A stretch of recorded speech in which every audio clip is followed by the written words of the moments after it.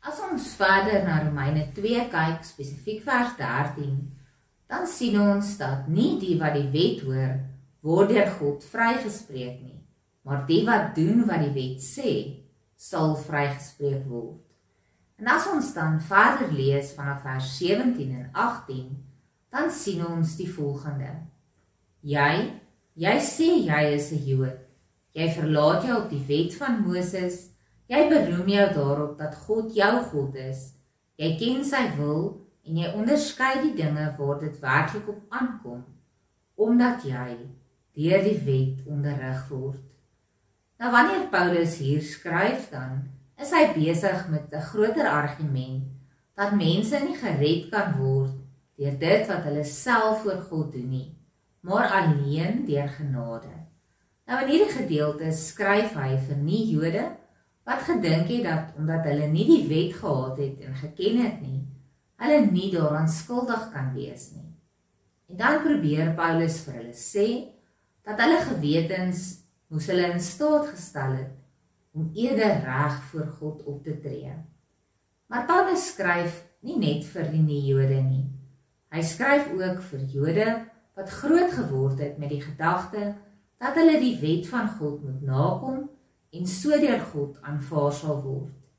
Dis met ander woorde mense wat van geboorte af Jode was en dus die wet gehaat het en daarna Christene geword het.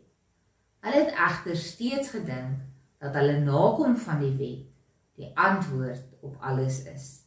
En in hierdie paar gedeeltes in Romeine 2 probeer Paulus 2 redenasies om vir hulle 'n ander insig na toe te bring.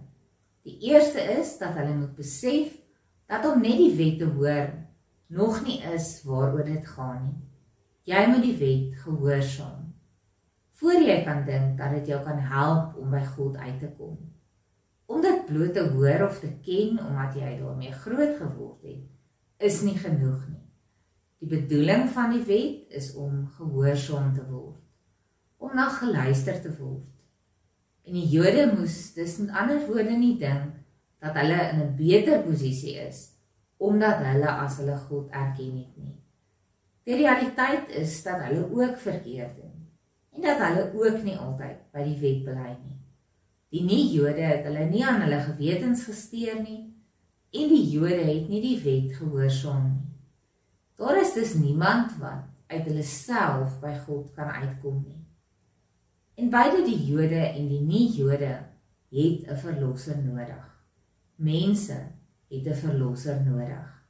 En Paulus wil daardie gelowiges, maar ook vir ons, by die punt uitbring om te besef dat ons nie uit onsself by God kan uitkom nie.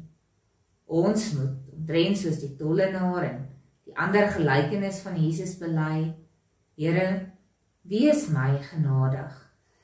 En dis om te besef dat ons nie uit onsself kan nie, maar regtig totaal en al afhanklik van die genade van God is.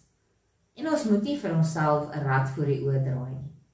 Ons het elkeen 'n verlosser nodig. En hierdie gedeelte help ons om te onthou dat dit nie ons is wat ons self verlos nie, maar juist dat dit deur die wonderlike genade van Jesus met ons gebeur. Ons lees volgende keer verder.